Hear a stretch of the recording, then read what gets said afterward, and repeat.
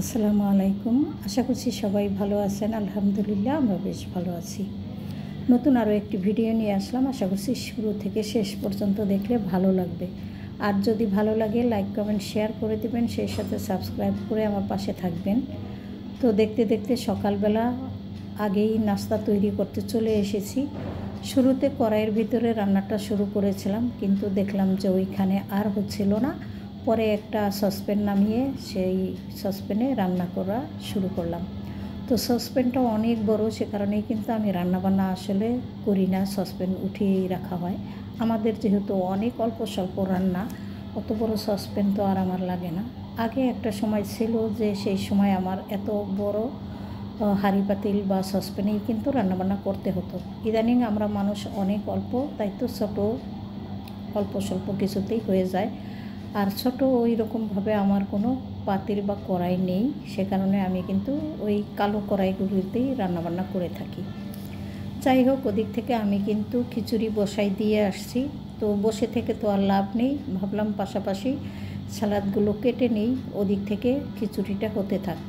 এখানে ছেলের জন্য আলাদা করে টমেটো সালাদ করে নিলাম। ছেলে টমেটো সালাদ বেশি পছন্দ করে, আর শসা একেবারেই খেতে চায় না, তো শসা আর আমি আলাদা করে রাখলাম। মোটামুটিভাবে প্রায় খিচুড়ি হয়ে আসছে, আর একটু দম দিয়ে রাখলেই হয়ে যাবে। তারপরেই আমরা সকালবেলা নাস্তাটা করে নিব। এভাবেই আসলে সকালবেলার কাজগুলো করতে হয়। যাই হোক, আমার তো খিচুড়ি হয়ে গেছে। এখন একটু ডিম না ভাজলে তো আর চলে না খিচুড়ি খেতে। তো যেহেতু ডিম ঘরে আছে, তাই তো 3টা ডিম এখানে ভেঙে নিলাম।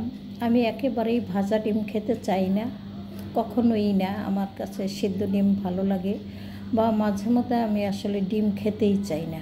যাই হোক, ডাইনিংয়ে সব খাবার নিয়ে আসছি। এখন আমার সাহেব প্লেটে সার্ভ করে দিচ্ছে, তারপরে আমরা সবাই বসে একসঙ্গে খাবার খেয়ে নেব সকালের। তো আজকের খাবারটা খুবই মজা ছিল। এখানে ছিল আচার, সালাদ, সেই সাথে ঘি ছিল। তো বেশ ভালোই খাওয়া দাওয়া হয়ে গেল। তো ধোয়া পাকলা আর কি আপনাদের সাথে শেয়ার করলাম না, অত কিছু শেয়ার করতে গেলে তো আর হবে না। বাজারে গিয়েছিল নাস্তা করার আগেই, তবে এসে পড়েছে, এসে নাস্তাটা করেছে। আর সে কি কি বাজার এনেছে আমি আপনাদের সাথে এক নজরে একটুখানি শেয়ার করব। দেখতেই পাচ্ছেন এখানে কচু এনেছে, কচুর লতি এনেছে, আর এনেছে হলো লাল শাক 1 আটি, একটা ছোট্ট চালতা, আর চিংড়ি আজকে নাকি একটু কম দামে পেয়েছে, তো সে কারণে আজকেও আবার কচু চিংড়ি নিয়ে এসেছে। সেই সাথে বেশ কয়েকটা ছোট ছোট ইলিশ মাছ এনেছে, পেঁয়াজ এনেছে।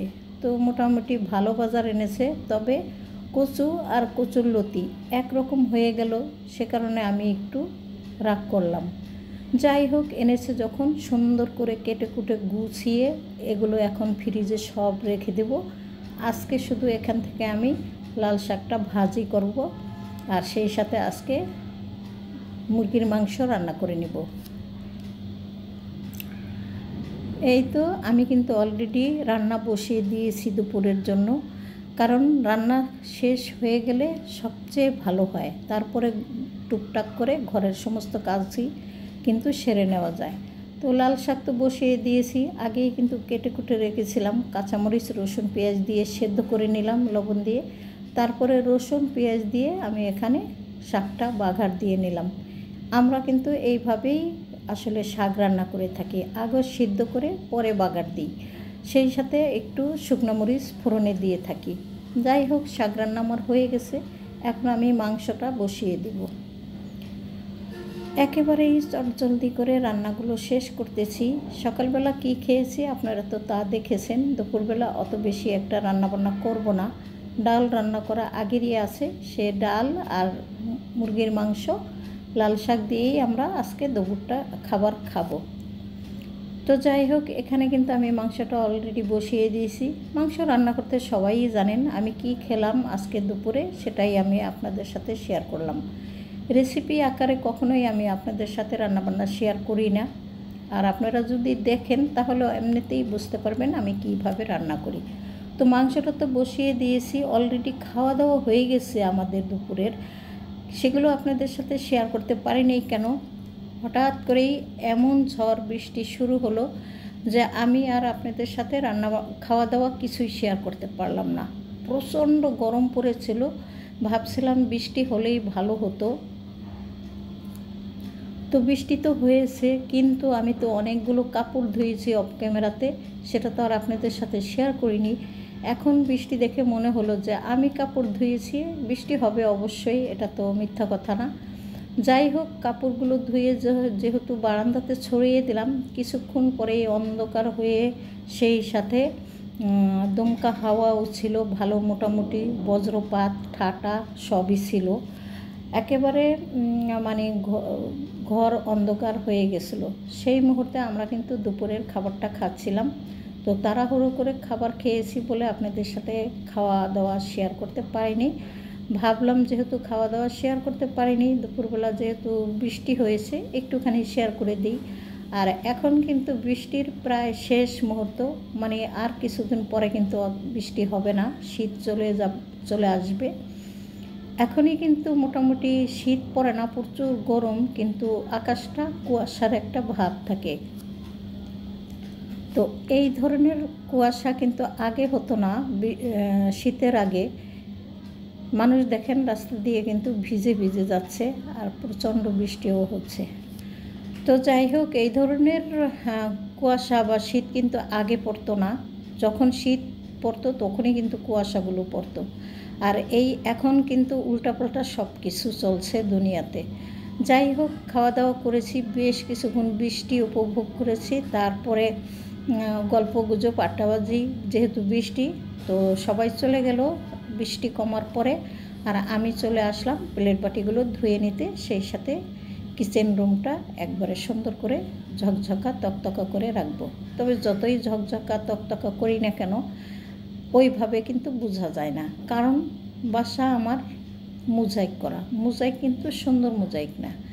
যাই হোক, এখানে সসপ্যানটা কিন্তু আরও আগেই ধুয়ে উপর করে রেখে দিয়েছিলাম। তো শুকিয়ে যাক ভালোভাবে, তারপরে আমি আবার কিন্তু উঠিয়ে রাখবো, কারণ এত বড় সসপ্যান আমাদের সব সময় লাগে না। যদি লাগতো তাহলে আমি অবশ্যই সব সময় ব্যবহার করতাম। আমার আরও সুন্দর সুন্দর কড়াই বা পাতিল আছে সিলভারের, সেগুলো আমি নামাই না, আরও বড়। যাই হোক, প্লেট বাটিগুলো ধুয়ে সুন্দর করে যার যার স্থানে রেখে দিয়ে তারপরে চলে আসলাম। এই যে দেখতেই পাচ্ছেন, সিঙ্ক পরিষ্কার করে নিলাম প্রথমে, তারপরে চুলা। অল্প ময়লা থাকতে পরিষ্কার করলে কিন্তু আর অত একটা ঝামেলা হয় না। আমার চুলা কিন্তু কখনোই ওইভাবে মানে ময়লা পড়ে না, বা হলুদ তেল চর্বি এগুলো পড়ে না। আমি সবসময় সুন্দর করে মেজে ঘষে এভাবে সাদা করে রাখি। যেহেতু এটা স্টিলের চুলা, মাজার পরে কিন্তু খুবই সুন্দর হয়। আর দেখতেই পাচ্ছেন, এই যে সুন্দর হয়ে গেছে। আর বেশ কিছুক্ষণ আগে আদাগুলো বের করে রেখেছিলাম, এখন ছোট একটা বাটিতে উঠিয়ে আলাদা করে রেখে দিব। ছোটো বাটি সবসময় ব্যবহার করতে বাইর করব, আর বড়টা রেখে দিব। এত আদা সবসময় বের করলে কিন্তু নষ্ট হয়ে যাওয়ারও সম্ভাবনা থাকে, আর গলতেও সময় লাগে।